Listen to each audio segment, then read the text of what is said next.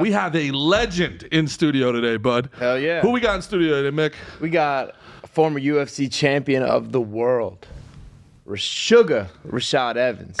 The Sugar. The champ is here. The champ is here. What's going on, everybody? What's going on?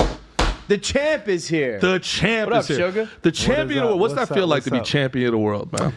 It was quite an amazing experience, man. It was quite the experience. It was crazy because it all happened so fast. You know, I remember thinking, like, after I won, I'm just like, damn, that was it. Really? Yeah, it was just I had a weird emotional night that night. It was like I didn't drink any alcohol, didn't do any party drugs, none of that. I was just sober, didn't even really eat food. I was just kind of like in a state of mind, like, damn, did that shit just really happen? Did you wear the belt all day? Like, did you just wear the belt around? I did wear it around. I brought it to the club and I just sat there and just, watched how everybody was like, oh my gosh. And I was just like, damn, this shit is kind of fake, but oh yeah, fake, really? Huh? Yeah, I mean, you know how people are, man. People get like, they get the vapors real quick. Yeah. For sure. Well, I do know how it is because, Rashad, I won the Pan Ams. Fuck. Hey. He got it out already. Oh my gosh. I can't believe. Anytime as a fighter in here, GS up make sure he lets them know that he won Pan Ams one time. You won Pan Ams? He couldn't. Wait, don't play into it, Rashad. I want to know. No, It was a very. I'm out of here. It was a very difficult tournament. There were so many great, talented athletes from all across the globe. He won like a white belt It was Pan Am. blue. It was a blue belt. It was blue. Hey, okay. How many people you fight? 5. Okay, Five. that's tough, man. Yeah. Did you hear that, Mickey? Don't- I fought. It's tough, Nikki. Listen, look, being a competitor is not as easy as one thinks. You got the opponent on one side, and then you have to face yourself, and that is the hardest challenge, and you know that. That's facts. I can't believe you didn't pile on G with me. I appreciate what you said. I appreciate what you said. I appreciate what you said. My man, pots and pans. You took it as a teaching moment. The champ and is here. I respect it. I like it. You're right. No, man, You're but right. dude, you're the champion of the freaking world. Everything in your whole life led up to that moment. You got your hand raised, and you weren't pumped about it, man. You weren't. Yeah, like I said, I was pumped, but I had like a lot of weird emotions. I just didn't really know what to feel. I felt as if like I enjoyed chasing a belt. Chasing a belt for me was probably the funnest part about it because it was always just like, all right, I got to prove myself. And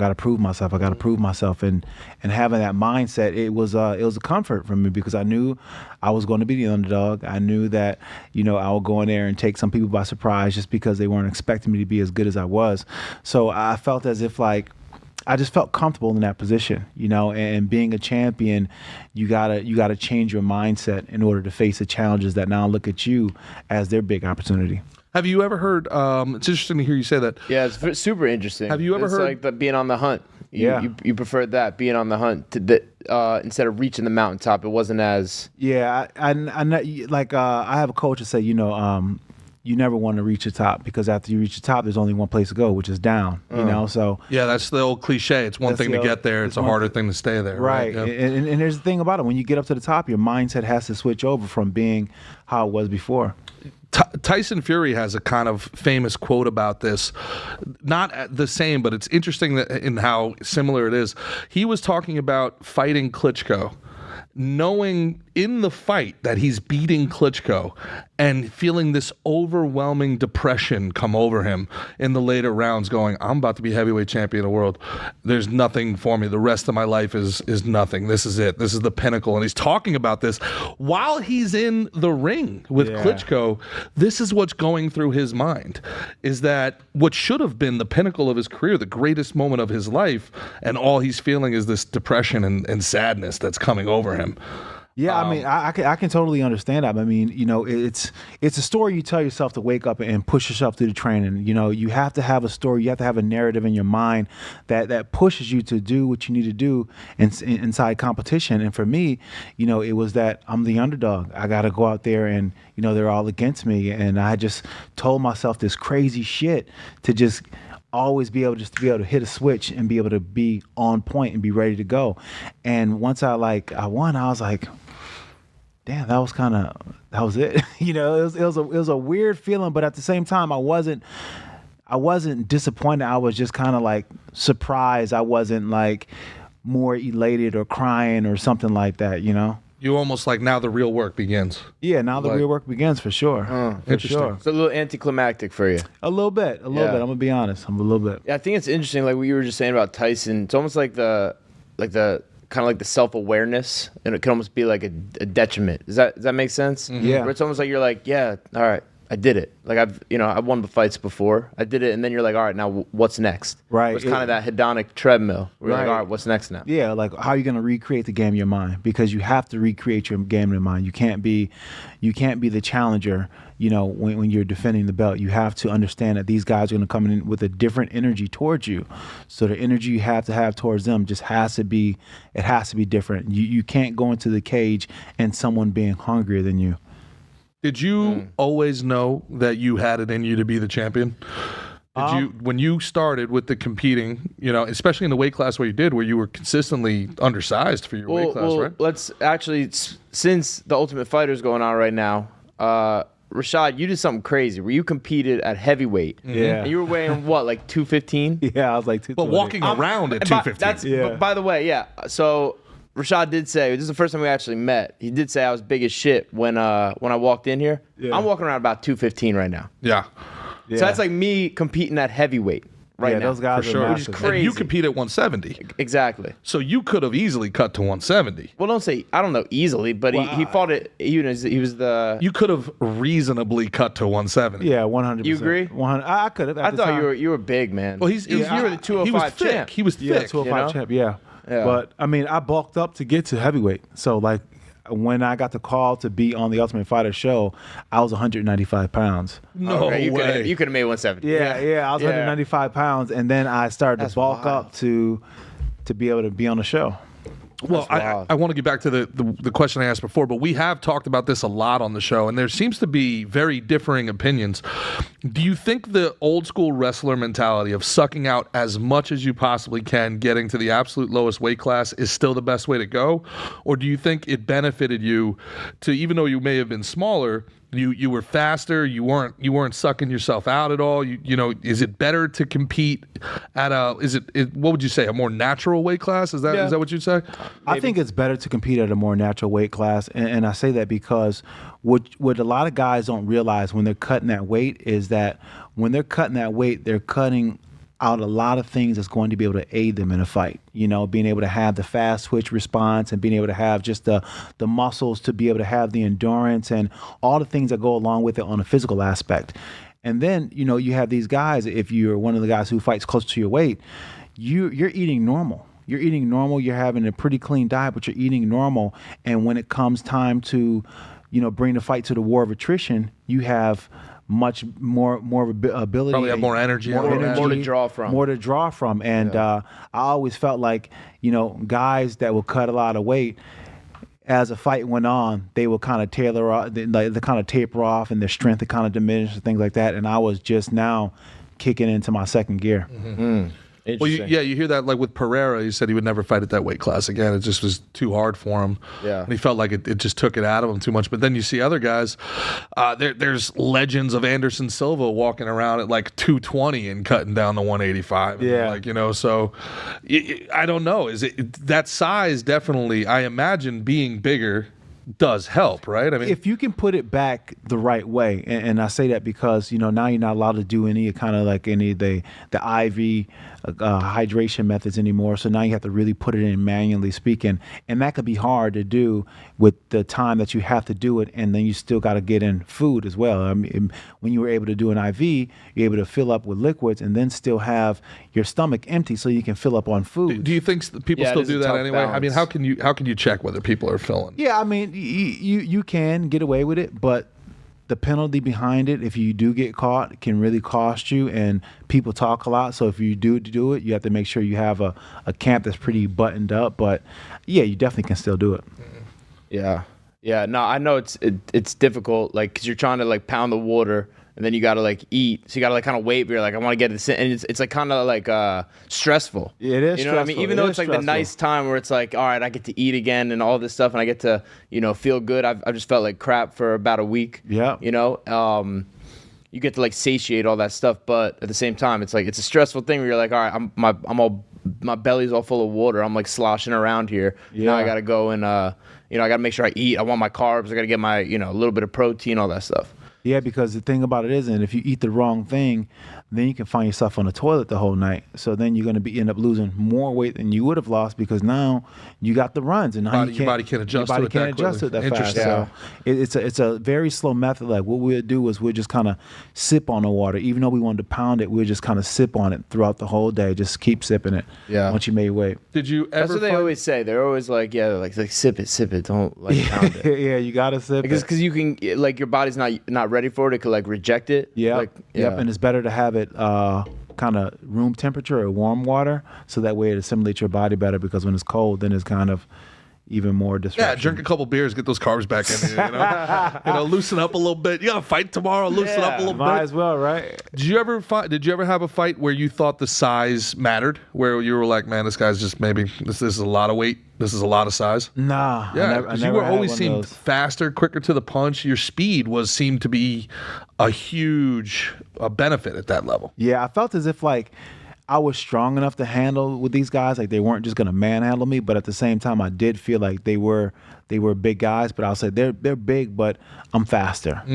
And that's what be my counter to anything that, any attributes they had, they were big. They may be a little stronger. I'm like, yeah, but I'm quick. I can move out the way. They're not going to grab me. Making heavyweight sound pretty good to old Mickey G over there right about now. They got heavyweight sounding maybe pretty I'll go back good. 85. Maybe I'll do it. That's it. You just got to stay quick out there. And that's what I always try to do is just try to be quick and try to be elusive. And, work. My whole game when I fought was always to try to get my opponents frustrated.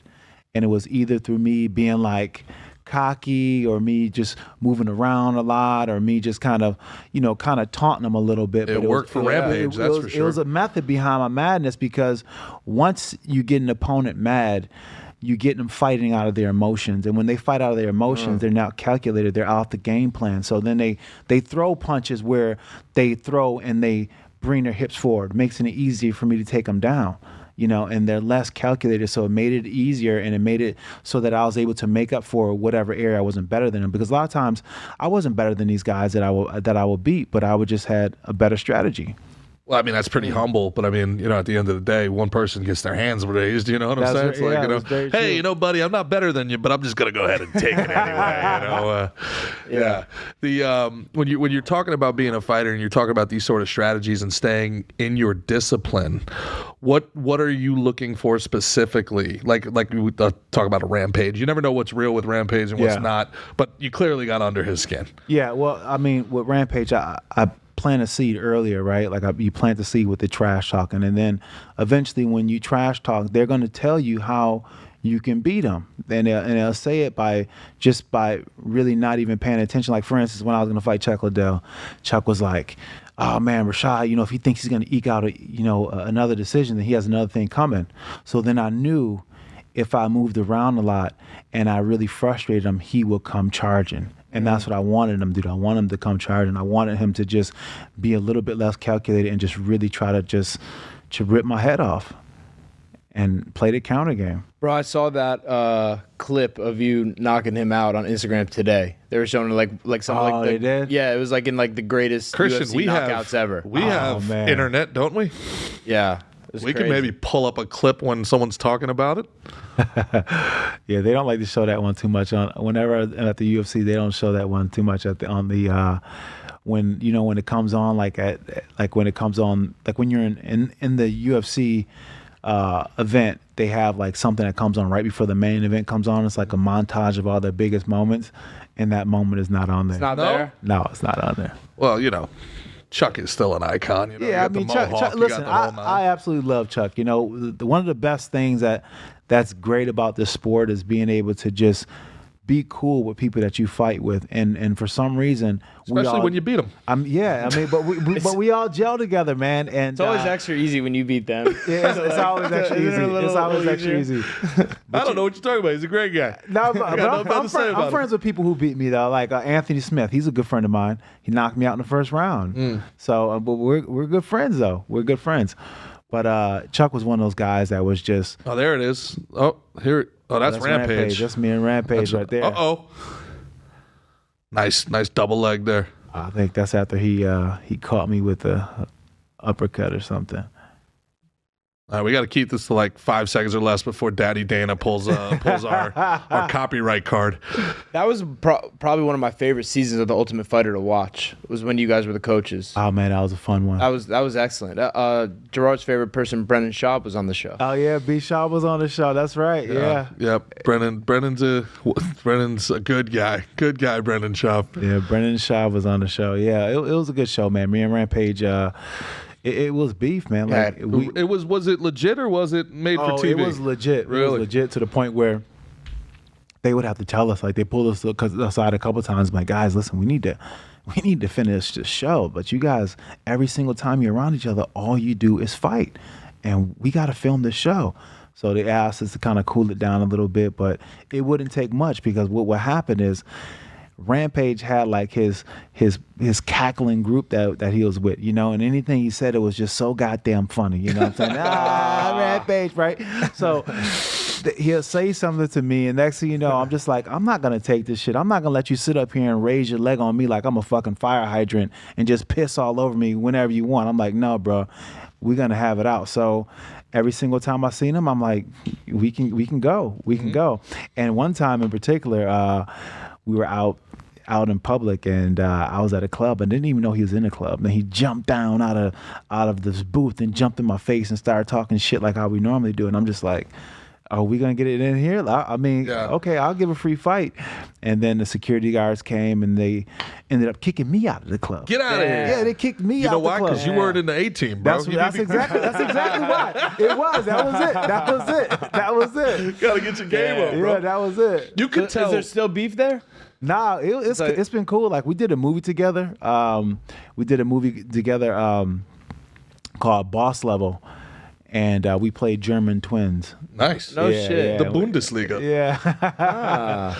You could tell too that he was very used to intimidating people, and it was bothering him. He couldn't intimidate you. Yeah, you could tell he started getting like, what's wrong with this dude? Like, yeah, he's like, what's wrong with this little motherfucker? He's not getting bothered by anything I'm saying. That was a fun season. You had I think it's also cool to talk about since it's like the new Ultimate Fighter is going on right now. But you guys had it was all heavyweights. You guys had Kimbo. It was like the big reveal. Yep. You had the Country winner was Nelson? The winner Big was Country. Roy Big Country Nelson. Yeah, there you go, buddy. Yeah, legend. Yeah, no, he's great. Yeah, he was awesome. I'm trying to remember some of the other names, but even the guys who like didn't We really. had Brendan Schaub. We had Justin Wren. Yes. I love the stuff he's been doing. Wasn't there the guy that was the football player, ended up having a good career in Bellator? Who was that? Was Mitrione? Was it Mitrione? Mitrione. Yeah, Mitrione was on it. Was on there. We had a lot of good guys on there, man. You had titties. Yeah, I remember saying. I remember that shit. I remember that shit. There's a bunch of guys. You had a bunch of football players too. Yeah, we had. It was a great season. That's one if you guys are fight fans checking out like the new Ultimate Fighter, go check that one out. That's a great one. That was a really cool season. I grew up like watching the Ultimate Fighters and shit like that. And that was a really cool one for me. Yeah, one of my favorites. Everybody says it's one of the favorites, man. And I'm just like, man, you know what? My only thing is I wish that me and Rampage would have got to fight again for a second time. Why? But, I don't know. It was a fun fight. It was one of those fun fights. Like the build up for it was fun.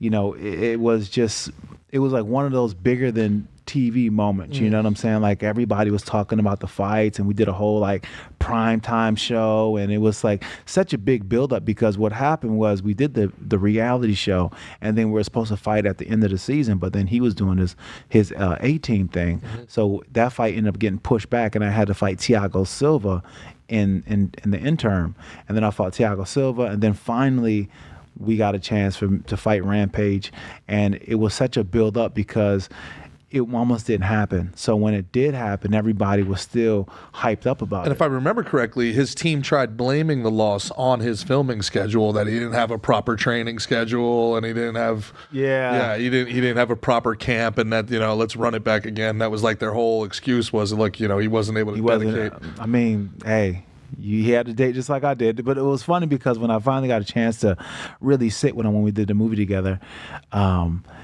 it's funny what people remember out of the fight. When I had him against the cage, I was just blasting his thigh, just hitting his thigh, right?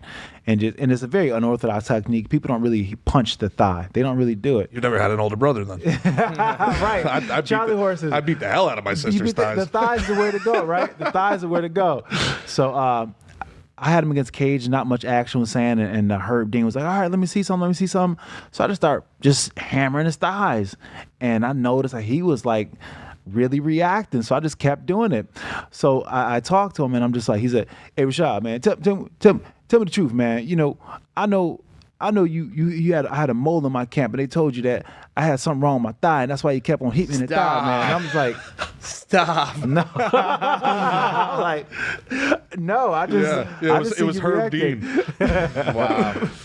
Yeah, I met Rampage a couple times. Really cool guy. Really nice guy cool too. Shit, man. So I'm happy cool you guys. Yeah, it's nice knowing, especially after watching that season as like a fan. Like, there's no beef there, and you guys are. Then the thing about it is the fact that Rampage was my favorite fighter for the longest time. Yeah. Like when he lost to Vanderlei Silva, I damn near cried, man. He was one of the guys in Pride, right? In Pride, yeah. He's one of the guys who really, like, I wanted to be like Rampage. And then when I finally got a chance to meet him, the first chance I got a chance to meet Rampage, he was cornering against me. He was cornering against me when I fought this guy named Sick Dog Ramirez. And that was his boy, and he cornered against me. I'm like, damn, my legend. Sick Dog Ramirez? Sick Dog Sounds like Ramirez. A fighter from the movie Warrior. Sick Dog. Badass name. I was saying before I was gonna name my son Bone Tomahawk. My name is Sick Dog. Sick Dog. Actually, Mickey has a very similar story with George Sullivan. You talked about you had been watching him growing up as a Jersey fighter, and then you actually got a chance to end up fighting him, right? Yeah. I remember. So I came up at AMA Fight Club in Jersey. And I remember he was like the CFFC champ. Like he was kind of like the baddest dude in Jersey at the time. Yeah. When I was just kind of getting into it, he'd beat guys from my camp, and then I ended up fighting him in the UFC. So it was like cool. It's cool when like that idols become rivals type thing. You know what I mean? Cool. Like, yeah. So where did you train at in Jersey? So my home gym is Gracie, New Jersey. I'd been there since I was 16, and that's like my spot. And then I started, so that's like more of like a jiu-jitsu gym. Now it's like an MMA gym as well. Mm-hmm. But then I would go to AMA Fight Club, which had like Jim Miller, Dan Miller, Charlie Brenneman, a bunch of tough local Jersey guys, studs there. And they'd bring in, they had guys like Khabib came through there when he first came to America, New Jersey. He was up at K Dojo. We had Jamie Varner used to be over there. Mm-hmm. You remember Adlan Amagov? Yeah. He used to come over there and spar and be throwing spinning back kicks like constantly at people. He was a liability to spar. Did you ever make your way over to Brick or Tom's River? Nick Catone's place? Yeah. I've been down there. Rivera's, that's where I would train for the longest time, and I love that gym over there. Yeah, it was great. Yeah, it was a great spot. I love Frankie. Frankie just did our live show. Yeah, too. Frankie's the best man. Frankie's the best man. Yeah. He's another one. He's a legit Jersey legend. One of the goats. Legend for real. Yeah. But he beat BJ Penn 3 times. Yeah, nuts. I mean, when it comes to another guy that was probably undersized for his. Yeah. Like he really wrote the book of just being small and being dynamic. I remember the first time, one of my favorite quotes is from one of my favorite fighters, and a fighter ended up fighting Dan Henderson. And Dan Henderson, when he first came to the UFC, I'm like still in a big fan mode, and I see Dan Henderson, I'm like, wait a minute. This dude is so fucking small. Really? Yeah, and I'm like, Dan, like, you're so small. Like, how you just be whooping people's ass like that? And he says, you know what? I'm really big in here. I'm really big in here. And it's just something that just kind of stuck with me because I'm just like, shit, yeah, me too. I'm big in there too. Wow. Because, I mean, I'll never be bigger physically than anybody else, but my dog was bigger than a lot of these guys' dog because I was willing to go to the end. I was willing to go there, I just met Mike Tyson for the first time, and like it's the baddest man on the planet. And you're walking around like, man, that's Mike Tyson. You're also like, that was Mike Tyson? Yeah. But I think that's what you said about being willing, like, to go to the end is important. Yeah. Like, I think, like, if you have that mind, we talked about it, like, on the Christos episode. We were talking kind of about Christos Giagos fight for UFC. We were talking about kind of like that mindset you want to have before the fight. And I always say, I think it's you want to be ready to kill and die. Yeah. And like when you're like at that point, it kind of makes everything. You're so present. It kind of makes everything like simple. Yeah. You know what I mean? It's just like you're living on the edge. It's such a great feeling. It is. It really is, because it brings you present, and it just it's a very freeing thing. Like it's one of the things that I like most about fighting. What I love most about fighting is the fact that like all the norms and the rules that we have in society are just suspended, and I can just do what I want to do. Pure. Like I can just get get to free. do that. Yeah, it's very I pure. get to just really just punch the shit out of this dude and just be a total animal, you know, and having the permission to be an animal for 15 minutes, for 25 minutes, it's the most liberating feeling in the world. Free is the word. Free is the perfect word. Just and it's, be free. Yeah, we get to tap into that warrior DNA that's inside us. That most men, it just has to lie dormant. Become You know what I mean? ungovernable. It just Fight has to in a lie cage. dormant. They can't. You should train at least. Hell Just go yeah. get a little taste I love of it. It's it. fun. Become You ungovernable. You get to do that. You sign even if you just go to a gym, you sign a love it. permission slip.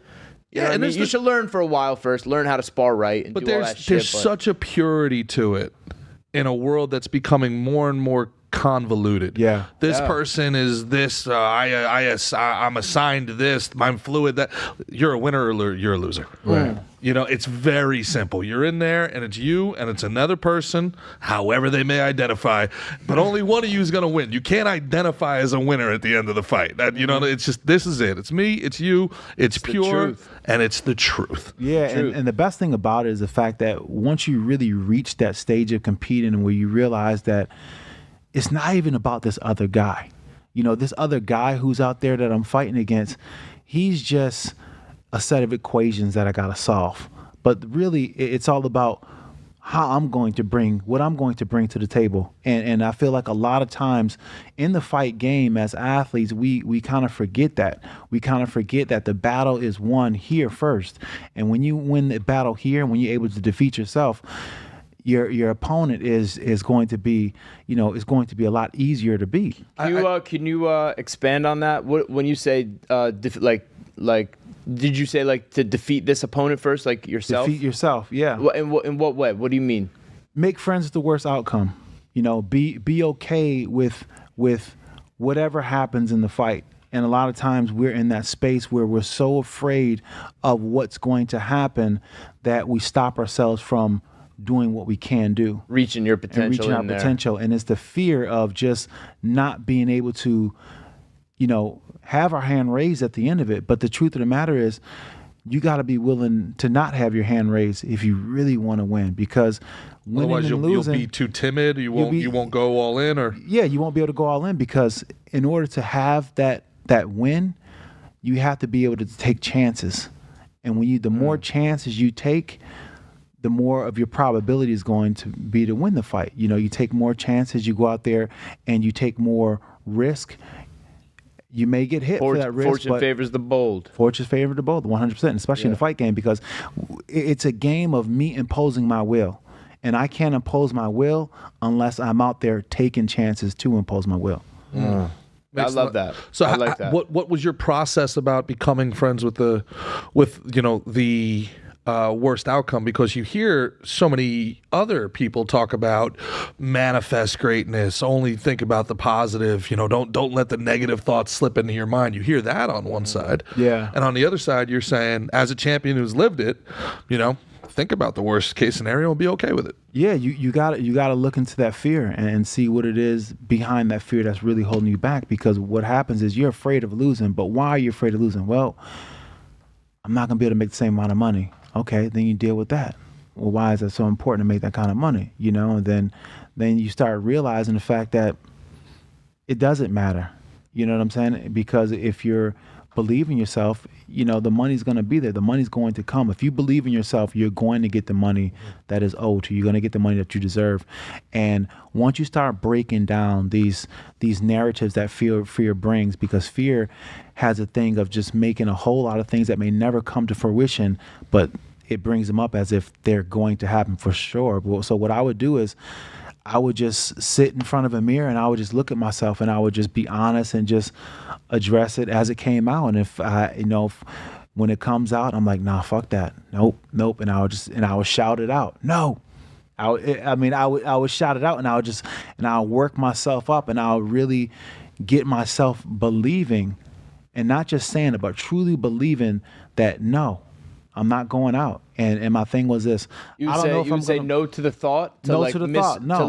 To not just to like cancel it out, but to like almost like to shut it down. Like, 'cause I've heard, actually, me and Matt Brown are very close. Yeah. And that's something that he would say, literally he would say no. Like when a bad thought would enter his brain, he'd be like, no, like to shut that shit down. And everyone has, those moments of doubt. And you picture something bad. You picture yourself getting dropped, or you could pick, like, it's a fucking fight. Anything could happen. Yeah. But you would kind of you'd welcome the thought, kind of examine it, and then you'd shut it down. Yeah, and I'll say, like, I don't give a fuck, and that's how I just say that over and again. I don't give a fuck. I don't give a fuck, and they'll come on my mind like, I don't give a fuck. I don't give a fuck. And I'll say that over and over again until like I just didn't care. I just didn't care. Like I was a man going into the cage without anything to lose. I don't care. There's a lot of really great crossover outside of the fight game in either the business world or in relationships. Or, I mean, it could be a guy who's afraid to talk to a hot girl. Like, all right, what's the worst that can happen? She says no, I don't give a fuck. Yeah. It's not that it can't happen. You're acknowledging the probability this could happen. But what does it really mean to me? And that's exactly it. What do I actually lose compared to look at what I have to gain? Right. And that's a very, very powerful mentality. I could see that mentality. You should write that book. Well, I got it from Randy Couture. Randy Couture talked to me, and I told the story all the time about I was getting ready to fight Chuck Liddell, and it's the day before the fight. And, at the weigh-ins is when it gets real, because you're like, okay, next time I see this dude is going to try to fucking separate me from consciousness. So it's a different kind of energy. You've seen him all week, but when you see him for the last time, oh, it's different. And you go to your room and you think about what tomorrow's going to be like after you got done from hanging out with your family, eating some food, and now you got some time to yourself, and now you got the next 12 or 15 hours to sit there and just think about the fight. And sometimes you can ride that emotional roller coaster without any problems, but sometimes that motherfucking roller coaster is like it's hard to ride, So I was in there with in Atlanta, and I'm sitting there and I'm like, I couldn't shake these thoughts. I couldn't shake the fear. I couldn't shake it. And I'm just like, dude, what's happening to me? Because I was normally cool, calm, collected, but I wasn't cool, calm, collected, and I couldn't get it under control. So I hit up Randy Couture, and Randy was like, yeah, I happen to be downstairs. And I go to his room, and I knock on the door, and I'm like, Randy, man, he said, what's going on? I'm like, oh, man, Randy, I'm scared, man. I'm scared. I'm like, oh, my God. I'm rolling around on Randy's bed and shit, and Randy's looking at me like kind of like smirking and laughing. And he's like, all right. Randy's like really stoic and just like give you sage advice. And he's like, I know what the problem is. The problem is you haven't made friends with the worst outcome. Understand this. No matter what happens tomorrow, the sun is still going to rise. Your family's going to still love you, and you're going to have another chance to do this. Understand it. Bad things happen, and that's okay. But you're going to be all right. Make friends with the worst outcome. And I was like, shit. I started to feel better off you saying it, but then I went into my room, and then I started doing the work. I started really getting to believe it, and I had to shout out those feelings. I had to shout them out and just say, I don't give a fuck. And then the next day I woke up and I was ready to go. I was ready to go so much, in fact, that I got to the arena and I forgot my fucking cup. Oh, Rashad, all you need is a cup and the mouthpiece. That's all you gotta worry about. I know. I forgot my cup. So that just stressed me out just thinking about that. Like, and the worst 10 times everyone's like, got your cup, mouthpiece, got your cup, mouthpiece. Everyone's like asking you, And the worst part about it was, I'm getting ready to walk, And, Burt Watson came and said, all right, baby, you on the line, time to roll. And they're like, all right, you got everything, I'm like, yeah, but I was like, oh shit, I got to put my cup on. So I went and checked my bag to get my cup, and I had no cup. And they're like, dude, what are we gonna do? We don't got a cup. So then they told the UFC like, yo, he don't got a cup. And they're like, okay, hold on, we got to figure something out. So they paused it for a little bit, and then luckily for me, Nate Marquardt, my teammate, just fought a couple fights before. So I threw on his wet, dirty, never been washed jock strap, and I put that bitch on like it was mine. And I walked and that did the jock fight. strap went Knocked 2-0 out the that Iceman in Nate's cup. In Nate's cup, yeah. Yeah, I mean, I wanted to keep it after that, but he was like, nah, I need my cup back. The Holy Grail That's right hilarious. there. The Holy Grail. That's hilarious. I actually, one of the things you were saying before, you were talking about like the fear. Yeah. And I just recently heard something really good about that. There's this guy talking to his son. He's like, son, every crisis I ever had in my life ended up not really happening. Nothing happened. It's all in your mind. Yeah. Anything, like a lot of stuff like we worry about. Yeah. We're worrying about like your money or relationships or things, and a lot of times it ends up just being a whole big nothing. Yeah. And you just end up. Isn't there a saying with like fear where they're like something like imaginary? Like, do you know that saying, G? I don't know which one you're talking about, but I have heard that everything you fear is just a problem you haven't solved yet. It's an opportunity for a solution. There's no use in worrying. Worrying is the most useless emotion. I feel like it was like an acronym of the FEAR. Like there was like false false things. evidence appearing real. Yeah. False evidence appearing real. I've never heard that one. Interesting. Yeah, but it's a lot of time it's like the crises, the things we're worrying about and stuff ends up turning out to be nothing. Yeah, I have seen the flow chart though, that anxiety flow chart, right? Like, so depression is worrying about things in the past, and anxiety is worrying about things in the future, right? Like, to oversimplify it. Right. And then there's that flow chart where it's like, okay, can I solve this? No, then don't worry about it. Yes, okay, then don't worry about it. Like that's the flow chart. Can I solve it? No. All right, then don't worry about it. Can you solve this? Yes. All right, then don't worry about it. Yeah. Like that's either way. That's it. It's your process. Don't worry. Don't worry it's your about it. process. Just alleviate that. I hope that. I know when I heard that thing, it like alleviated, like kind of just like It's like but it's one thing to know this stuff. It's one thing to and it's another thing, like you said before, to do the work and actually get yourself in the right headspace to be able. And we talked about this a couple episodes ago. I'm always fascinated in guys that were able to kind of overcome that hump, right? You look with Charles Oliveira, we just talked about, win one, lose one, win one, lose one, wins 12 in a row, becomes a new fighter. Masvidal's losing, has 2 huge years, changes his life. Dustin Poirier, Holloway. Yeah. Like, what you've been around it as a fighter, as a coach, as a commentator. You've seen it from all different angles now. What do you see about the guys that are able to kind of, I don't know, is figuring it out the right term? Is it overcoming? Like, what happens to these guys that go on these runs? Well, what I see is that a lot of times, what happens is when you lose, it's one of the most uncomfortable things to take a look at. But there's always something in that loss for you.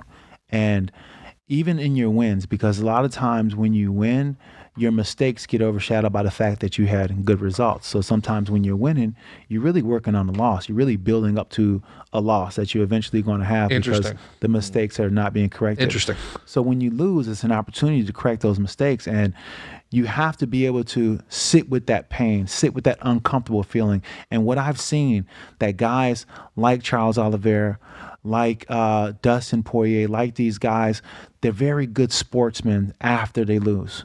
They go in there, they congratulate, they say, hey, you got me, you're the better man at night. And there's a correlation they own it. And once you own it, it loses its power, and then it becomes a lesson for you to use. And depending on how much you're able to pull out of your ego is going to depend on how much you can grow from the experience. But a lot of times with the fight game in general, or with anything like, where you're in a competition like this, the ego's high. The ego's high, and sometimes admitting that you just got your ass whooped is something hard for the ego to admit. Sure, especially with the most alpha man on the planet. Exactly, because the thing that I always hated about losing is the fact that if the referee wasn't there, that man could have killed me. He could have taken my life. And I just felt violated. That's a violation that just kind of, it sits with me, And for me, that's something that would wake me up in the middle of the night and be like, yo, you know what? It's 4:30, but I'm gonna get this running, even though I told myself I was gonna wake up at 6 and do it because I'm feeling it right now. That's an incredible perspective. I've never heard that before. But it's so true. Yeah. If that referee didn't pull that man off you, that would have been it. That would have been it. He would have killed me. I mean, luckily for you, it didn't happen very often. Yeah. but still, it when it happened, I was like, dude, I just felt, it's just a shame. Like I just felt like, like I just been violated, and I couldn't wash that feeling off me. Wow. That's an internal drive right there. Yeah, I always say if it was fights to the death that I'd be undefeated, but I would have lost one. One time I would have got killed. Yeah. I always say if there was, unlimited strikes, I would have never struck out. So, I couldn't agree with you more. I know that feeling you're talking about, and yeah, it's a motivator. Yeah, it is. It's definitely a motivating feeling. Yeah.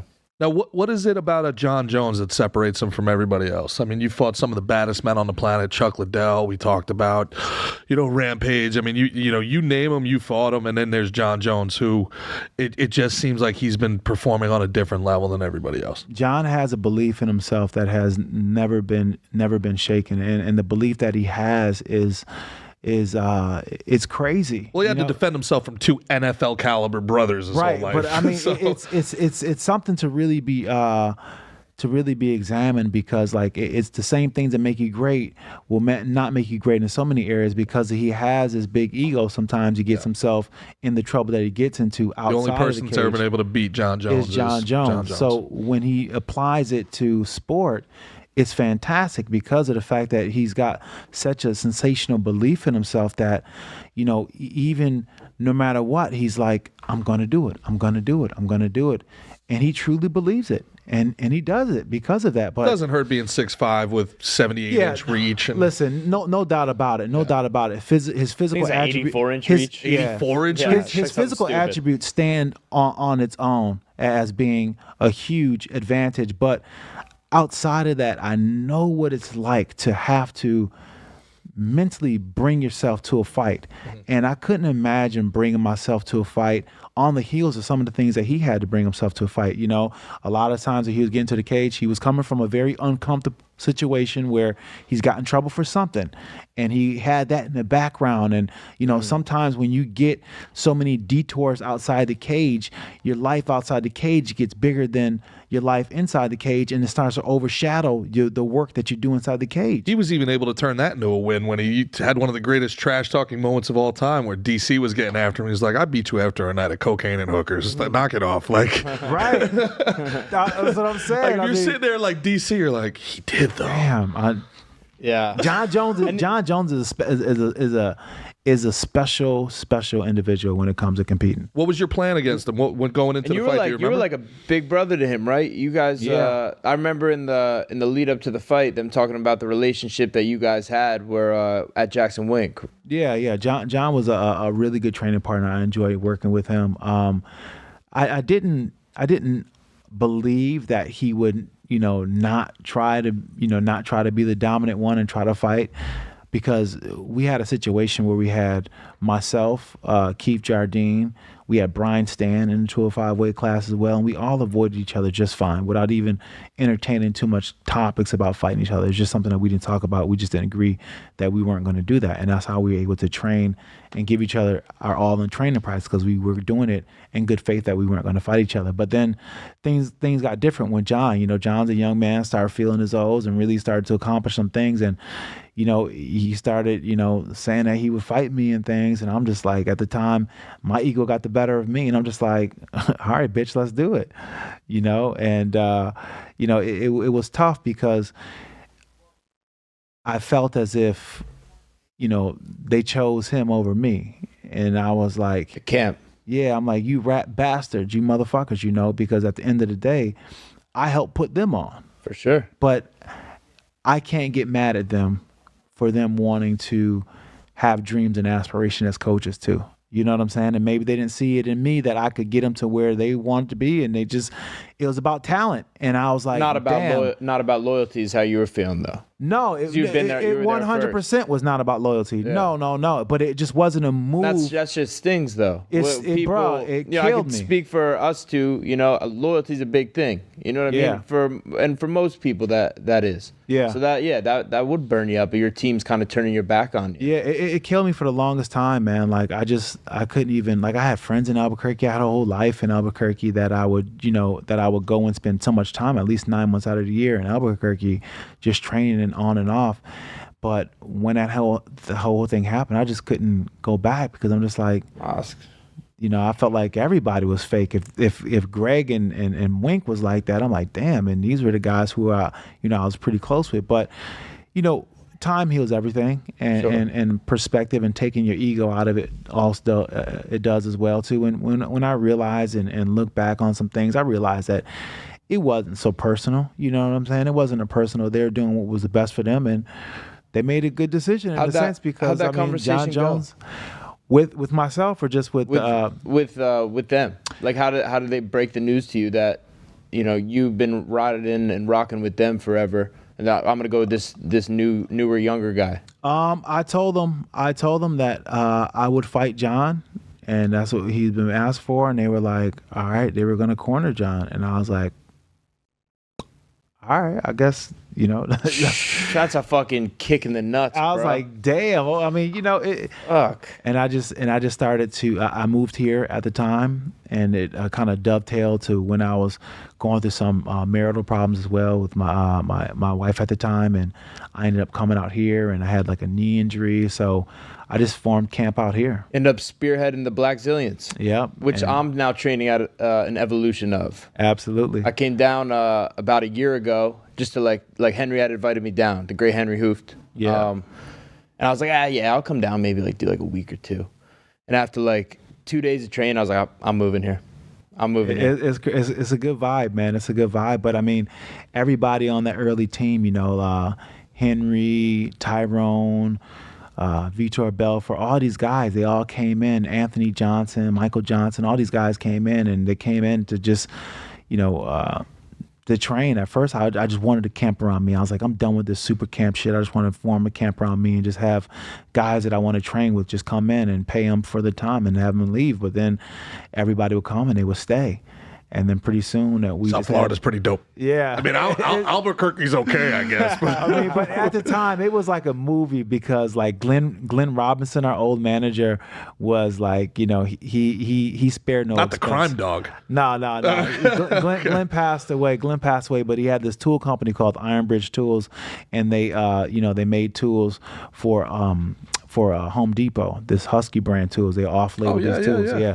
So they made all these tools, and he had good money, and he spared no expenses when it came to just building his team and just making us a force. And people kept coming, and we just kept growing. Well, I guess that's the evolution of the sport, really, because I do remember back in the day hearing Machado would never fight Silva, best friends, and this and that.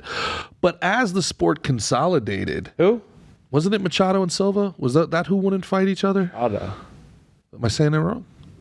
Machida, not Machado. Machida, yeah, sorry. Machida. So, but as the sport consolidated, and you have 4 or 5 camps that are really running all this, you kind of have to fight your own guys if you're going to go anywhere. I mean, the Killcliff guys fight each other all the time, right? I mean, not all the time, but it happened. I think most recently with Usman and Burns. Right, that's the nearest example I could think of. And then there was recently Derek Brunson was supposed to fight Dricus Duplessis. Duplessis. Yeah. There's the analyst in you know how to say.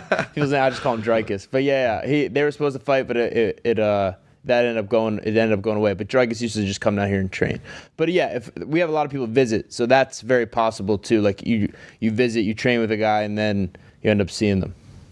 Is that a difficult thing when you're training with a partner and you're sparring, and in the back of your mind you're thinking, I wouldn't want to fight any teammate or any friend, really, because like we talked about, I'm signing that name. I'm gonna try and kill you. Yeah. You know what I mean? I don't want to take money out of your pocket, off your kid's plate.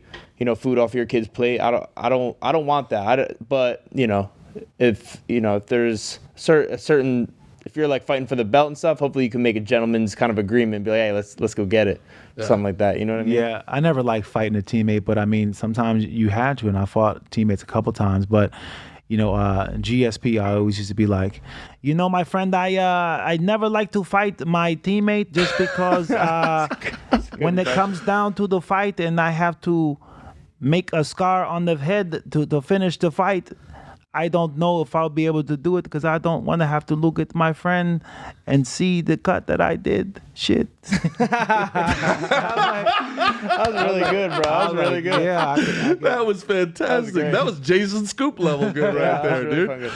Yeah, GSP. What do you think? How you I got think? I got a little GSP. You got a little GSP? I got a little one. I was trained up at TriStar for a while, and he took me aside one day. He's like, "Hey, I make my career off of this move." He like took like 20 minutes and like showed me his little takedown. That sounds exactly like him too. I think yours is better. Yeah, that was crazy. I had like 4 words. That was crazy. That was crazy. Well, how do you think GSP would have fared against Khabib? I think he would have did really well against him, and I say that because, you know, his grappling was out of control, but he was so comfortable with the striking, his creativity with the striking too, and not the GSP that ended his career, but I would say the one right after he fought Matt Hughes, where he was working with Phil Nurse and he was being real creative with his stand up and striking, and he was doing a Superman punch and all kinds of, you know, things like that. That GSP was like one of the best fighters I've ever seen. You have a favorite fight of your career? A favorite fighter? Favorite fight of your favorite career? Fight? Oh, yeah. Man. No, I have a couple of them, to be honest, man. I have a couple of them. But, you know, Chuck Liddell is one of them. When I won the belt is another one. I just remember having these moments in the fight where, you know, it was like I was surprising myself. And those were the times that I truly enjoyed fighting, because it's always good to go out there and you have this belief in yourself, but when you go out there and you start to surprise yourself on something that you didn't expect that you could do, and you're doing it in a fight, and it's like, oh my God, I'm so much better than I thought, you know? That was always a fun experience for me. Yeah, I remember another one of your fights that stands out was that Sean Salmon head kick. Oh, did you hurt your leg from kicking that dude in the head so fucking hard? Oh my gosh, it was sore. It was sore, but I mean, it was that bad. Shit must have felt good, huh? It did feel good, because I was like, pull that up, Christian. That was like really one of the only times, like, I've been in a lot of fights, but that was like one of the only times I actually been mad when I was fighting. Like, I got really mad. I went out there to try to make a point. He was coming in as a late replacement. Nobody knew who he was. And I remember talking to my mom before the fight, and then she was like, now my mom, before I got into fighting, she was like, now Rashad, your ass gonna end up in jail with all this fighting. And I'm like, Mom, it's not it's not like that. Well, Rashad, shit, still, you know what I'm saying? That's how she would be. And but as I got into my career, she really got into fighting. And she would call me and give me a pep talk before the fight. And she said, okay, Rashad, listen, you got to fight Sean Salmon. Sean Salmon, he's a good wrestler, Rashad. He went to Ohio State. And Rashad, he said he gonna get you, he gonna get your fans. So Rashad, I'm saying this to say this. When you hit him, keep him hit, Rashad. Finish him, okay? and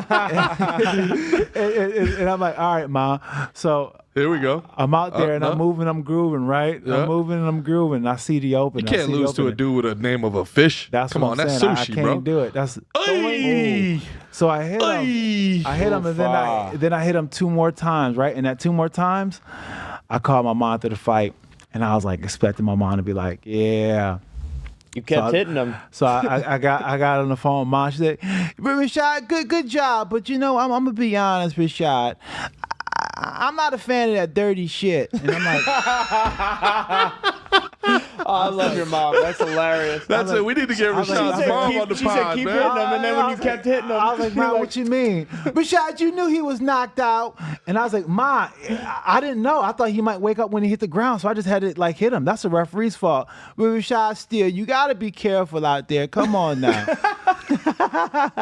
Be careful for him. What was it like growing up with a mother who's Mike Tyson? Was that interesting? I mean, she got it. Rashad, look.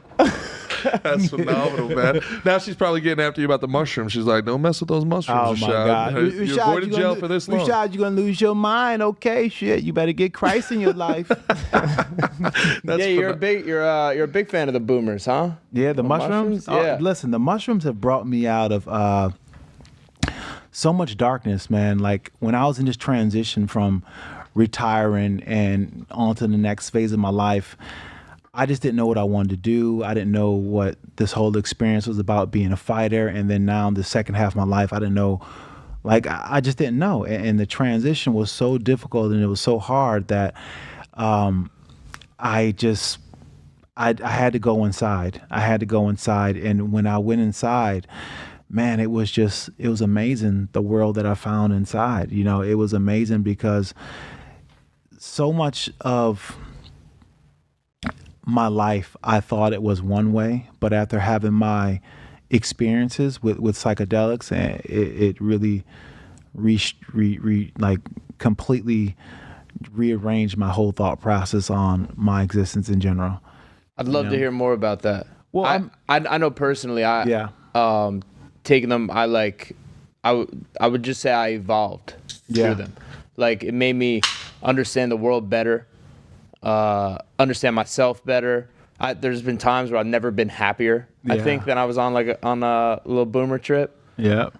It's really something amazing. Like, it has like that that little hippie-ish like vibe to it, like where it's like like it has like still kind of has like a negative, like the way they do with all drugs. You know what I mean? Yeah, listen here, that kids. one's like that's like a mind enhancer. Good, clean living and sparkling water is how you look like me. If you don't want to look like them, you stay away from the drugs. Okay, this is.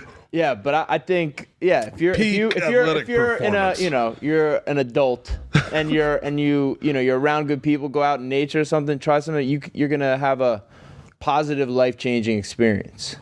Yeah, absolutely. I feel like, with the mushrooms, it just kind of helped me to see, like, so much in life we try to solve what's really going on, because with thinking of things in the physical sense, as if like I can physically, everything is physical. We live in such a material world that everything always, translate to figuring it out, on a physical level. But the truth of the matter is that I feel like it's all about the consciousness. It's all about consciousness. What we experience more than anything is purely consciousness. And when you start to really explore your consciousness and you really start to dig deep and not be afraid of, what's in there, when you're not afraid to go deep and explore what your consciousness can be and how vast and how amazing it is. Once you're not afraid to do that, you really start to unshackle yourselves from the physical barriers that kind of keep you trapped in fear. Because the truth of the matter is the fact that it all comes down to this fear of perishing, not being able to live, dying, and running out of time. But then when you realize that time is just the biggest illusion, and what you are is so beyond it and something outside of time, that you just realize that you really can't fail and you really can't do anything that's going to destroy you for what you really are, because in a sense you were never really even born. It's a difficult realization, because like I don't fear dying at all, but I do fear not accomplishing what I want to accomplish before I die. Does that make sense? Like, like it wouldn't be like, it's not like I'm afraid of death, but I am very much afraid of failure in some regards. I don't know if that makes sense, what I'm saying. Yeah, it makes sense. It makes sense. Having on a much smaller level, having gone through playing minor league ball, having my dream, disappear, and then going through a very dark, deep depression as well. I wonder, going back to what you said earlier, the process of you, when did you know it was over? How did you handle it being over? Yeah. And then, how were you able to kind of reinvent yourself?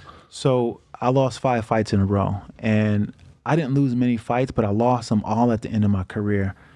And it was like it was kind of hard for me to really bounce back from, because I didn't have the experience early out and really how to bounce back from that kind of loss. And when I started losing, I just didn't know how to rewrite that ship. And then it got to the point where I'm like, wait, I don't even know if I want to even do this anymore. And then it got to the point where I'm like, I'm just doing this more or less because I'm afraid to really see what else that I can do.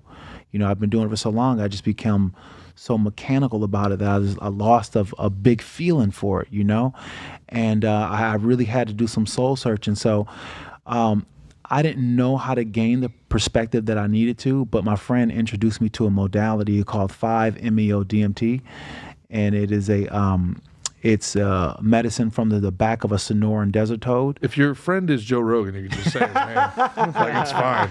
Like, if you're gonna, so I have this bald friend, and he's like, hey, have you tried DMT, bud? Yeah, so it was 5-MeO. It was that friend? Dimethyltryptamine, huh? It was that friend? No, it wasn't that friend. It The way you looked at me, I thought it wasn't that friend. It wasn't that friend. He introduced a lot of people to that. Yeah, I mean, I did some research and I've heard about it on the show before I did it. And when I did it, the experience, it was just like, it was like waking up in the middle of my life. Like, it was like realizing the difference between reality and the dream. And this is the dream. This is the dream. This is the dream. Now you've done DMT, correct? Yeah. Did you feel the same way? No, I didn't find that. I don't know if I completely, as they say, blasted off or broke through. I did see what I see. It was like almost like little like almost like these little things above me. My eyes were closed, but I saw it was almost like it's almost like they were. I'm having trouble describing it. That's the thing. It's like right as you come out of it, you're like talking about it and shit too, and you could like do it better. But the further away it gets, it's you think when Neuralink, when they're able to like link up to your brain, you're gonna be able to like download your DMT trip and watch it back? Well, so and it's really gonna be 180 years long. It was almost like these little things were coming up, were like above me, and they were giving me a resounding feeling of everything's gonna be all right. Well, so there is 5-MeO. And that's the God molecule, and there's NN-DMT. That's an incredible documentary. Oh, the God molecule? That's an incredible documentary. That's a trippy documentary. And then there's the NN-DMT, which is the spirit molecule. So the difference between the two is that when you do the God molecule, it's a non-dual experience, meaning the fact that there isn't you and other. There's only the singularity. And it's hard to describe the singularity. It's hard to describe your place in the singularity, but it's nothing that you can even comprehend. But the thing about it is, when you feel it, you remember. And you're like, oh my God, I have totally forgot what I am. I have totally forgot this feeling. And then you find yourself like, oh man, I'm glad that I'm back home. And the feeling that you feel is like home beyond home. Like, this is it. I'm not leaving. I finally made my way back here. I'm done with all that crazy shit I'd experienced. And this is where I want to be. And then as you're having this feeling of just realization and just remembering what you are, you start to come back to your body. And I remember when I started coming back to my body, I remember feeling this cold, damp darkness. And then I opened my eyes and seen the sky above me just very pixelated, almost as if like it's a video game coming back into reality. But it was like a lot of sacred geometry. Then it was like this layering of like, it just like the simulation coming back. Almost, that's what it looked like. Yeah, have you seen the documentary? It's very interesting. It's very interesting. And basically what they're positing is kind of like that 28 gram theory. The soul. Yeah, like the DMT is somehow the activation of the soul into the body. And by taking the DMT, you can remove the soul from the body. And what they're positing is that That's you seeing the singularity where all the souls reside, and it's a very interesting. What's more interesting to me about DMT than anything else is people that have never met each other, that are from all completely different walks of life, seem to see the same thing.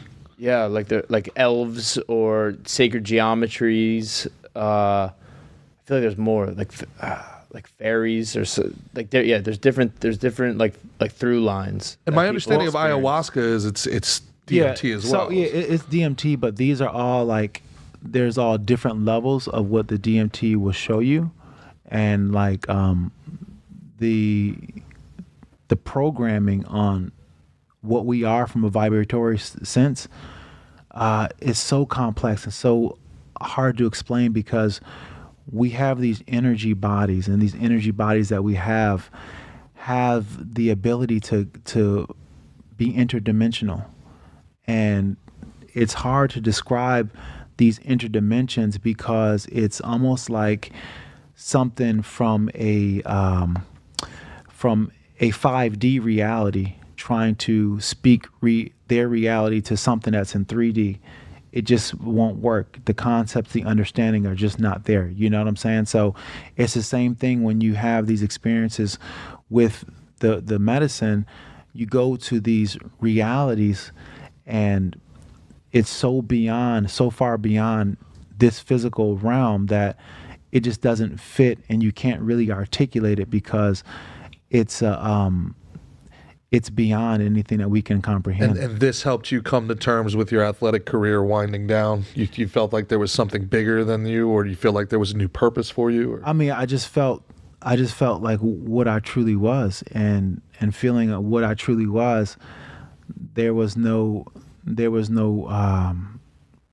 nothing left to prove. Yeah, like the human experience and everything else like that is great, but the experience and the essence of what we truly are is so beyond anything that's comprehensible, that if people truly knew what they are, there's no way that society would be the way that it is. There's no way that there would be positions where people are governing you or over you or a thing like that, unless you allowed that to be. But we live in a society where we're so trapped in our physical understanding of what we are in reality that we don't realize that what we are is outside of that. Yeah. Big takeaway from today's episode is punch people as often as possible, take DMT, and become ungovernable. That's what I'm talking about. I love this episode. This is great. Yeah, it's on brand for sure. Oh, man. DMT is the one thing like I want to do, but I'm genuinely a little bit afraid to do. But it's okay to be afraid. I mean, being afraid of it is good. Like having a healthy fear of it, you should, because it's going to shift your life. It's not a movie. You know what I'm saying? Like a lot of people want to like, oh, I want to have the experience, but it's like, bro, it's not a movie. It's going to show you some things, and the thing about it is the fact that the medicine, once you open that gate of consciousness, because when you have your mindset right now, you know, you had your waking reality, then you know yourself in a dream state, but that's as far as you know your conscious experience, right? You may have been knocked out a few times or whatnot, but your consciousness pretty much are in, you know, that you understand. But when you have an experience, a conscious experience that's totally beyond anything that you can comprehend, now you know consciously that there's more to existence. And because you know that it exists, you're more susceptible to downloads. And it's funny to say downloads because there's like this knowingness, I guess the best way to say it, that would just kind of like, you'll feel like it just gives you information. You're like, I don't know how I know this, but I just know it. And it's really weird, but you start connecting like that. Yeah, I believe it's 100% a consciousness expander. All those types of like psychedelics, any experience I've had with them has been, I've like learned. I've like learned and I've like grown from. You know? Yeah, so I mean, the reason why I even started doing it was because when I was trying to fight in New York City, I didn't get my license to fight because they said I had a frontal lobe injury that came back on my MRI. So when I was thinking about retiring, I'm like, damn, dude, I don't want to be trapped in my body. I don't want to, be like Ali or something like that, knock on wood.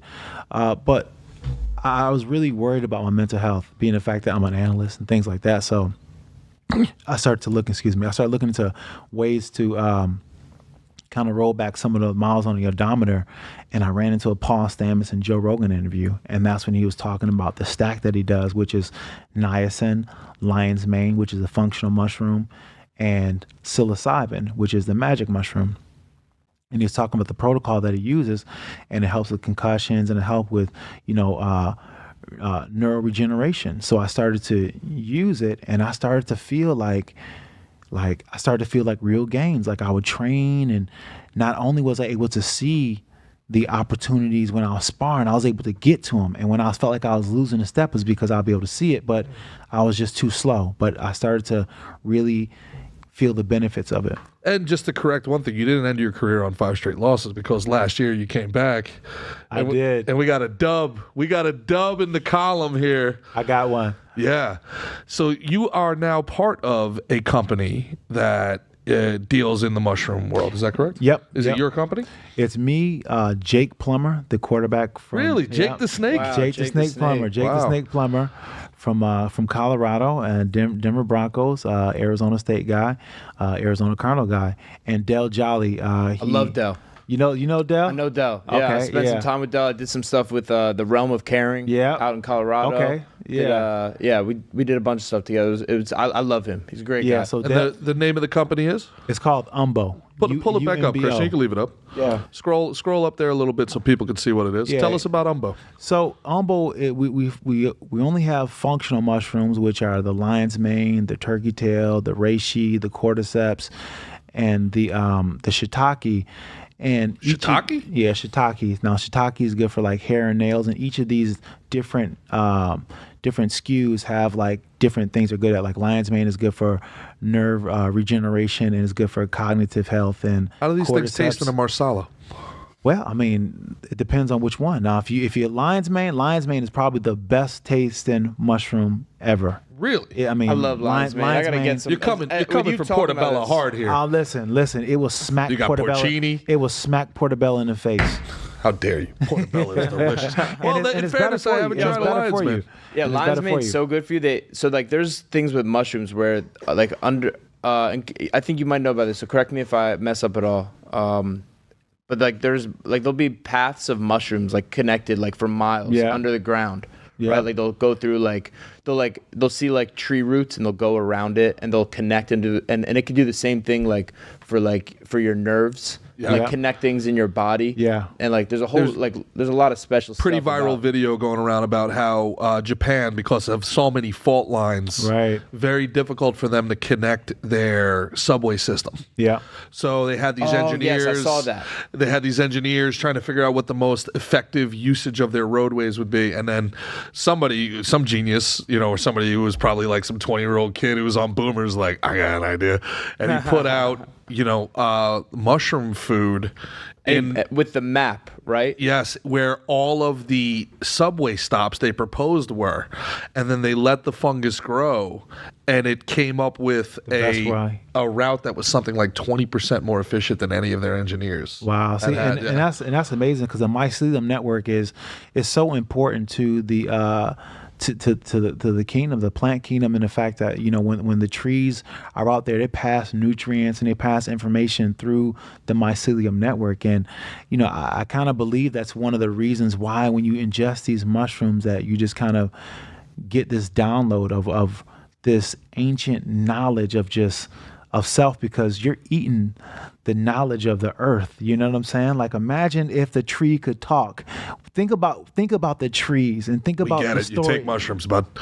I was like, I'm on mushrooms right now, but just think about it. You already know.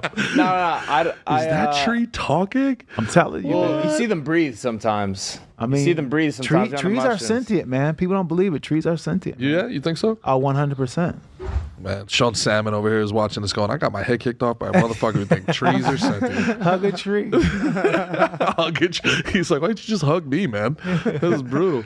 That's cool, man. So you're like the that was research called Umbo? Umbo, UMBO. Yep, you can go to getumbo.com, sign up for our newsletter, and get some special deals. And I'm gonna get on. I'm gonna get on Umbo. We gotta get on 100%. Umbo. Now, this is legal to sell this right now? yeah, it's legal because it's functional. And Like the it's lion's not, mane, like do you have Rishi? yeah, Shiitake? lion's mane, reishi. The turkey tail is a very important one. And if you're, with all the, the things that are going on as far as, with gut health. That's what I keep hearing is that the new mushroom thing is like if you can replace coffee with this mushroom mix, apparently.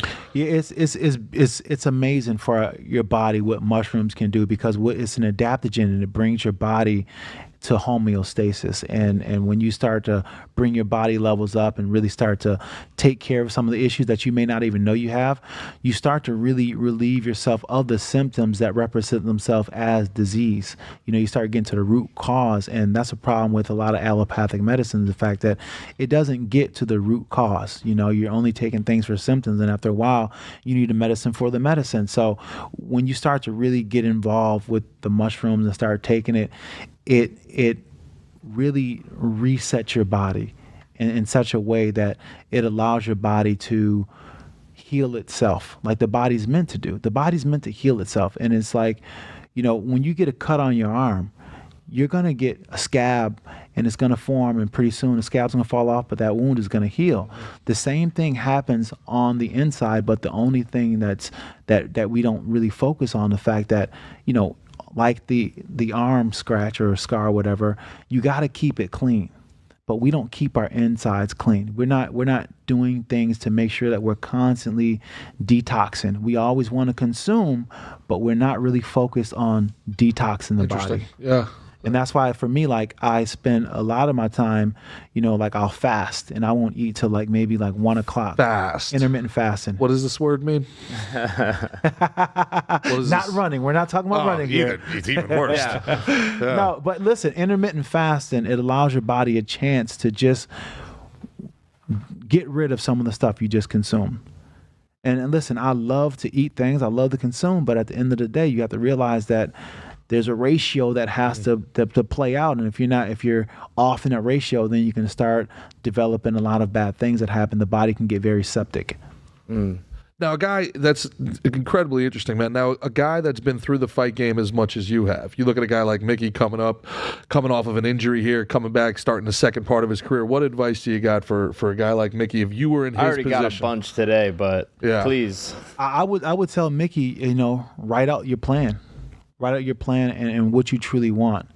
And writing out your plan and what you truly want, it will be your roadmap to what you need to do.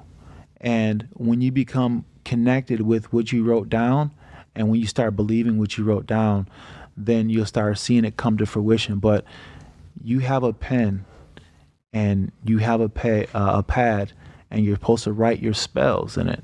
Cast your spells.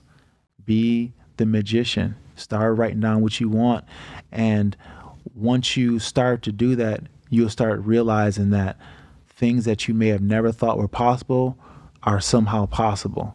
But it has to start up here and has to start in here.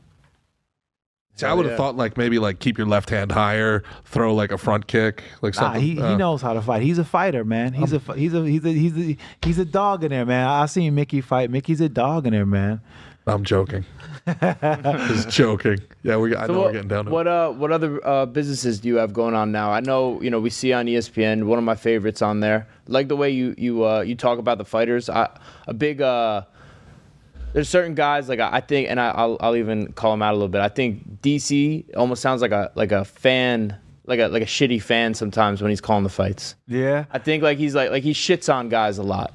And I had the opportunity to commentate fights last weekend, and I'm going to be doing more of that. Yeah. And I just think the way you do it is I feel like you speak highly and you give respect, and you're not taking the piss out of people. Yeah, you know what I mean? I try not to, and I try not to be that. I try to be the kind of analysts that I could hear, that I would have been able to hear from, you know, because sometimes when you're in that position, like a lot of athletes, they take it the wrong way. Like for instance, you don't just want to be a fanboy either. You got a job to do. Yeah, you got a job to do. You know, you got a job. There's ways to say things, and I think you walk that line very well. Yeah, I try to, but I mean, I even get myself in some thank you. I even get myself in some, you know, some trouble sometimes. Like just the other day, not the other day, but like a couple months ago, Bilal Muhammad, I see him at the fights in Miami. He's like, yo, we got beef. And I'm like, for what? And he's like, man, you know, you said I didn't deserve a title shot. You said Kobe deserved a title shot. And I was like, yeah. And he's like, but he's like, nah, but I'm on a 9-fight win streak. But I'm like, I totally get that. I get you're on a 9-fight win streak, but this dude just took Usman 5 rounds. I didn't think that he arrived to where he is right now. Like right now, there's no doubt in my mind he deserves to have a title shot. But he had like he needed one more. He needed one more. He needed one more. He needed one more. And he got it. And he got it. He needed one more fight. And when I said that, he didn't like that. But I was keeping it real. He needed one more fight. Yeah. Also, let's pull the veil back a little bit for people in media. If you just say the easy thing, it's boring. We do want a little bit of conversation. We do want a little bit of controversy. We do want a little bit of click. Yeah, maybe want say some. Maybe sometimes we say things that we 99% believe, but we add a little 1% on it to get you arguing in the old algorithm there. I mean, it's part of it. Yeah, I mean, but you do get cussed out. If you're an analyst and you say something, Rashad doesn't know shit. He's stupid. They go crazy sometimes. Man. No, I think you gotta keep it. You gotta keep it real. Stephen A. Smith on the other hand. I think you gotta keep it real and like speak your truth. Yeah. But like there's like if there's someone who, if you're like, I can give a specific example. When I was calling the fights this weekend, there's one guy, really long, great striker, but he would punch and he would kind of step in and stay in the zone.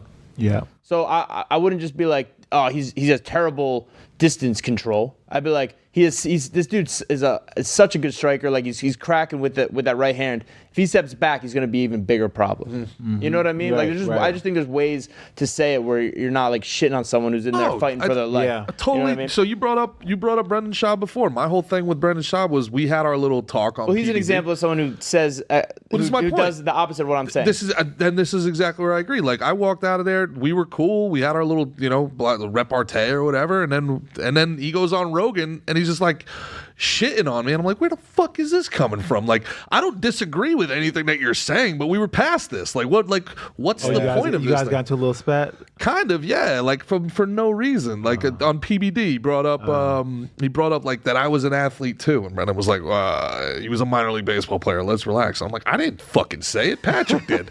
Like, and also, by the way, what the fuck are you talking about?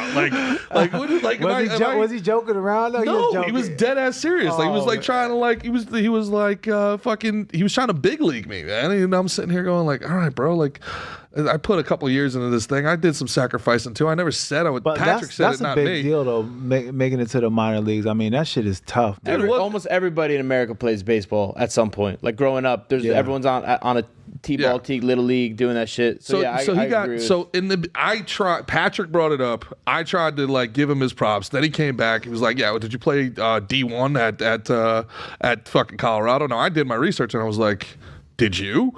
I have the same amount of receptions you did. What the fuck you talking about? Like, don't big league me, dog.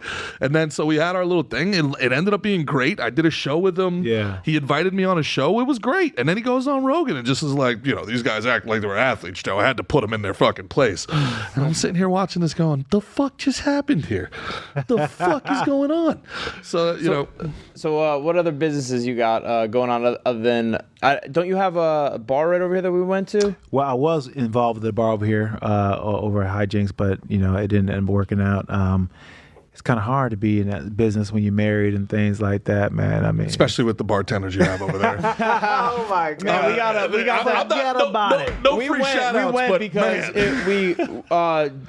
G thought it was your spot. So we went one night for the fights, and we got the smacky on the boo boo sauce. Smack you on the boo boo. Smack on the boo boo. Right? Yeah, that was pretty good. Those hot sauce. So have you guys watched Hot Ones where they eat the hot wings and they keep getting hotter and hotter? So when we had those, and sometimes on the show, there's people talk about getting like high or like almost like a drunk feeling from the heat. Yeah.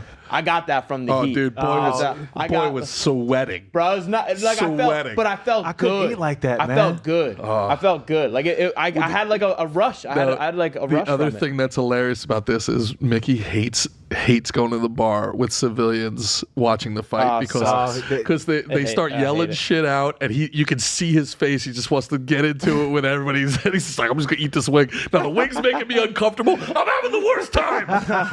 No, the wings. I had a great time. I had a great time. And no, I don't. I might roll my eyes, but I'm never gonna be like, hey, actually, it's supposed to. You know me. I would never. But I can see your eyes. You're saying to it. Like, You're saying it to them. Yeah. Oh yeah, especially when they're yelling out at things. Just throw the elbow. Dude, just hit him with the elbow, bro. What the heck? How hard is it? Did you ever hear the audience when you were in the ring? Did like when they were booing if there was no action, where you're like, oh man, I better take a shot here or something. All the time. But it was very very like sporadic, because like every once in a while, like I would just be locked in, right? I'm locked in. Very sporadic. Very sporadic. Because at sometimes I'll be locked in, and then other times I'll hear like somebody say something stupid. I'm like, that was dumb. And I'm like, wait, back to the fight. Back to the fight. We had Jim Miller along with Frankie Edgar on our live podcast, and Gerard asked like how much you hear from your corner when you fight, and Jim's like almost nothing. Like almost nothing. Even now, has the most fights and most wins in the UFC, but he's still hearing nothing. I would think crazy. You would think like you get a little, you'd get like a little, like the more you do it, the more you'd hear. Right. But I feel pretty much the same way. It's sporadic. It's little bits and pieces. It's like you'll hear something, but then you're locked in. And I think for the most part, you should be in that tunnel vision where you're locked into the fight. Yeah. You're in it. You're totally in that like kind of in that flow state. You know? Yeah, it's truly a gift to just like have your mind just be completely barren from any kind of thoughts, and you just really just out there. Beautiful. It's the most beautiful thing in the world, and that's the best part about being in a fight, is the fact that like there's no thoughts going on. It's just reacting. I think one of the most underratedly hard things about your sport is it's the only sport where you don't get to warm up on the surface you fight at. Like baseball, you got batting practice for the game. You get your visualization down. You know where your hot cues are. Football, you're warming up on your half of the field. You're getting a feel for the environment. You guys are back there backstage, and then you're in this cage, and the very first time you're in this environment, you're seeing the sights, you're smelling the smells. It's you and another trained animal, and it's 15 minutes for your life. Yeah. There's like sensory overload. There's no like finding your center, I would imagine, man. It's a lot of visualization. Like what we'll do is we'll get there early and we'll do like a little walkthrough and kind of sit in the canvas, move around a little bit, just kind of, touch it as much as possible and get as much feel for it as you can, so that way ground yourself. You're grounding yourself, right? You're grounding yourself, and then when you're able to walk away, you're able to bring up all the feels and how it's going to feel, how the light's going to hit it. But there's nothing like on fight day, like when you're walking out, because as the fight goes on and you're like the last one to fight, the mat is kind of looking like a work of art. There's blood here, there's blood there, and you just like, when you get into the cage, you're like, ooh, that's that spot where that buddy was getting his ass whipped.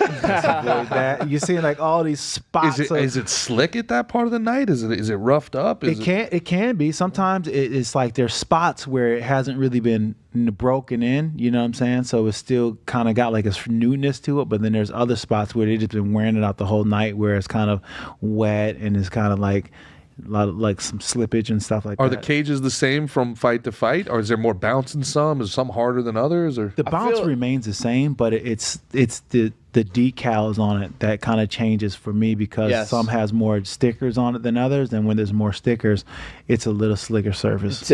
And typically, like the canvas is almost like sandpaper. Yeah. Right. Like if you end up wrestling a lot that night, like your knees the next day, like you go to put the hotel sheets, you don't even want the hotel sheets touching your knees, because you're you're like raw. Yeah. But I think it's great traction for your feet. Yeah. The traction for your feet, it's almost like you have cleats on. Yeah. You know what I mean? Like you feel very very able to move. But then when you hit the ground, you're chewing yourself up. Ouchie. But I bet you don't feel it. No, though. not It's you until feel it the later. next day. Yeah, you feel it the next. You're not taking all- the shower. There's you no feel it when you skin take there. a shower. When you take a shower, you feel it. Oh my gosh, Yeah, maybe I no should go to the bueno. hospital. What are your thoughts on open scoring? Here at Slick and Thick, we are very big proponents of open scoring. What about you? I don't know, man. I don't know if it'll really help, to be honest, but I feel like it will hold the judges a little bit more accountable, and I like that aspect of it. But yeah, I mean, honestly, I think it could actually work out to be better, to be honest, because of the fact that That's how we feel. the accountability factor is going to change what these judges put down, because now they're operating in such an In real time. they're and that's the thing, like these judges, they get away with just like scoring some shit. You're just like, wait, what? And it kind of ruins it, because you look like the last fight, I forget what the fight it was, but oh yeah, Cara France, is that the one? Kai Kara France and Albazi, those two, you can be like, okay, I can see how Albazi won, but then you look at the scorecard and you see the round that they gave him, and you're just like, wait, this shit don't make no sense, because I know that Kai Kara France for sure won that round. So Does ESPN let you say that stuff, or are they like you can't go after the judges? Nah, ESPN, they let you say whatever you want to say.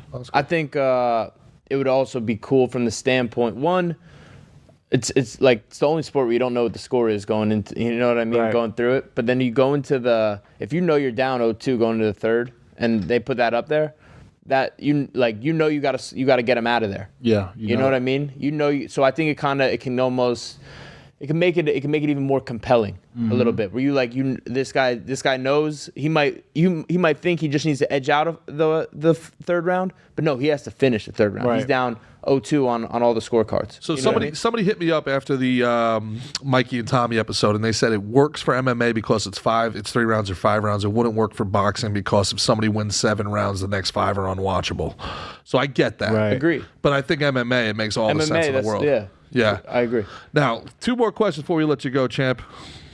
Then if you're going to get in trouble, you're welcome to say no. Okay. But when you became the champion of the world, I imagine the DMs started getting a little different. Now, this might have been MySpace DMs back then, but who is the baddest chick to get in them DMs when you were rocking the strap? Oh man, jeez. Name names. I don't even have any names, to be honest, man. I never was out there like that, man.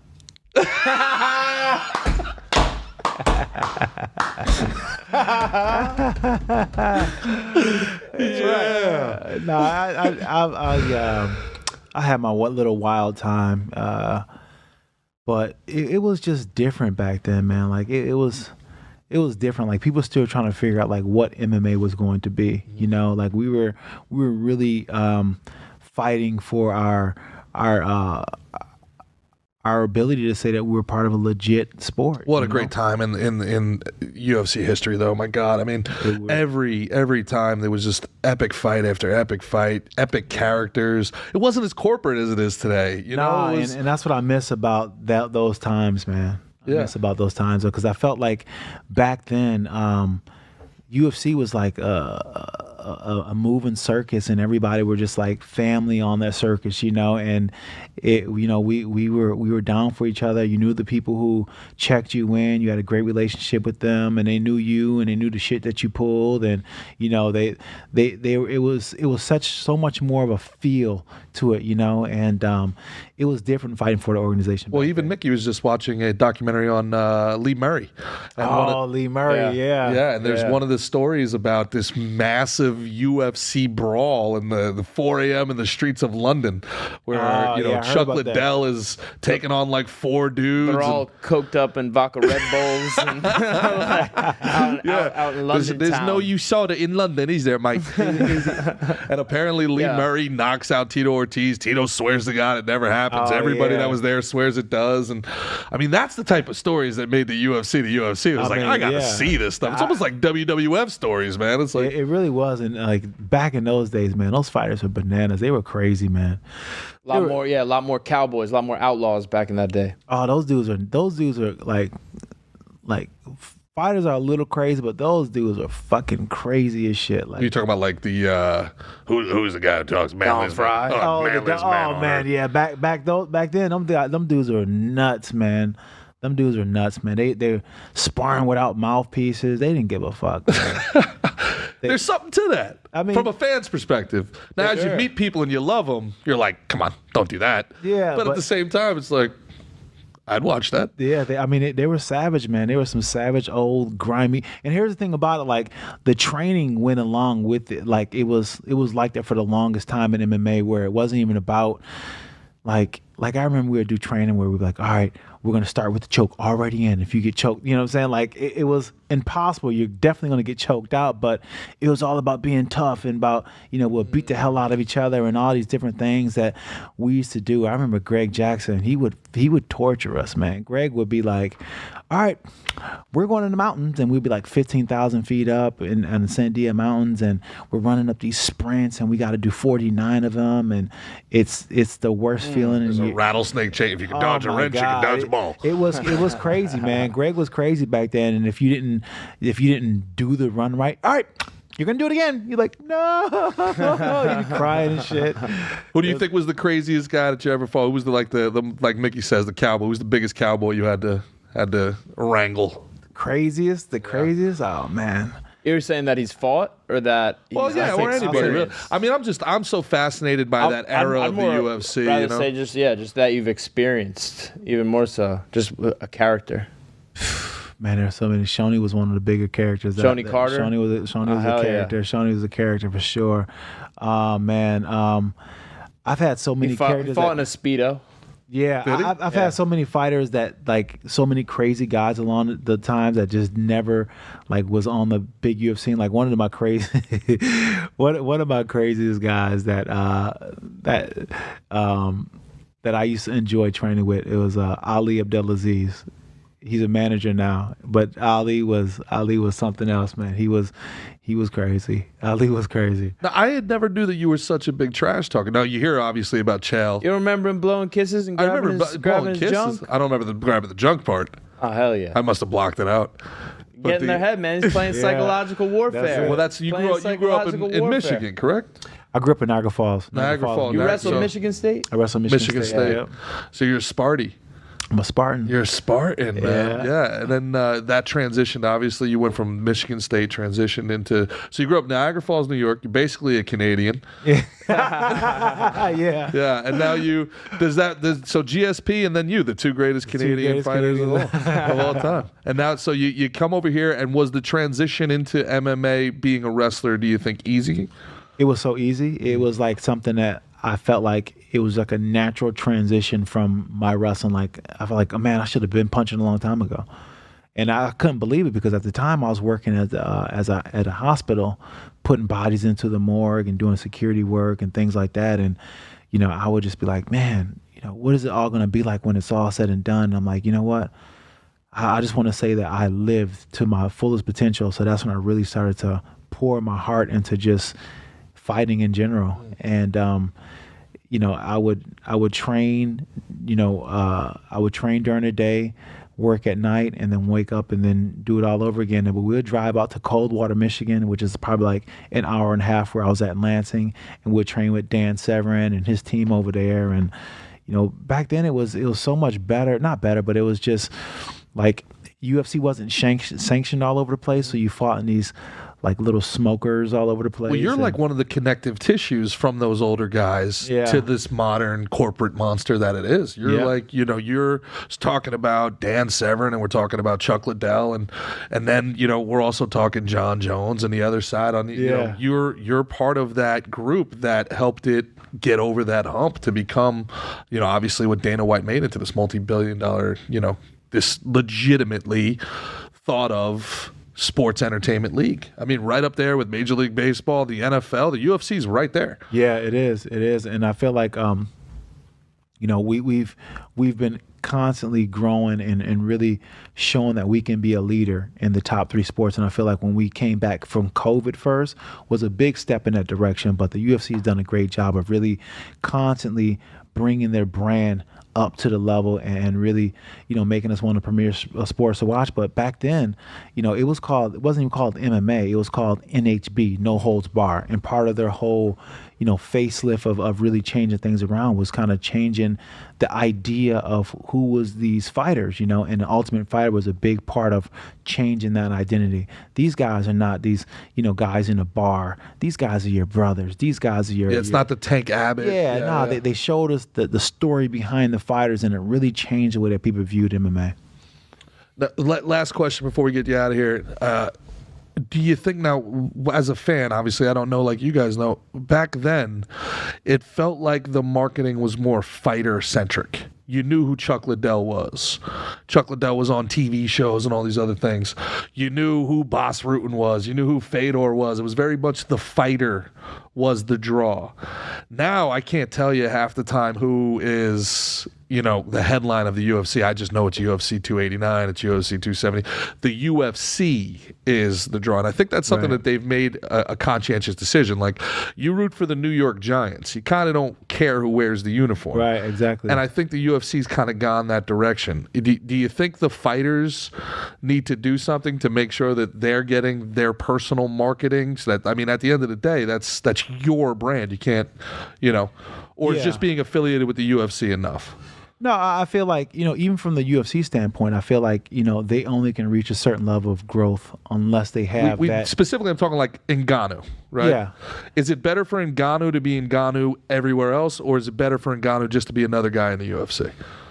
Well, I feel like him being Ngannou, definitely is probably more beneficial for him. But at the same time, with the UFC, it brings more eyes, no doubt about it. But I feel as if like the way that Conor came up in the game, he kind of shook the mold as far as like being that franchise guy, and there really hasn't been that too many franchise people in the UFC that has that standalone by themselves where they can rival the brand. You have the Ronda Rousey, you have the Brock Lesnar, and then you have the Conor McGregor, and they really set the precedent of being able to be the big fighter outside of that. But the thing is, each and every single one of those situations, it kind of happened organically. It wasn't something that the UFC did. It was something that just kind of happened organically. And I feel like the UFC is great as far as like building their brand, but I feel like even if they did push stars a little bit more, like you see guys like Conor McGregor, then it can be more beneficial to their brand as well too, because there's doors that a single fighter can open that an organization just really can't. Agreed. Awesome. Mick, you got anything else for him? Nah, man. Thank you for your time, brother. One of the best of all time. I appreciate you, man. Yeah. The champ, awesome. Rashad Evans. They can check out Umbo. Check it out.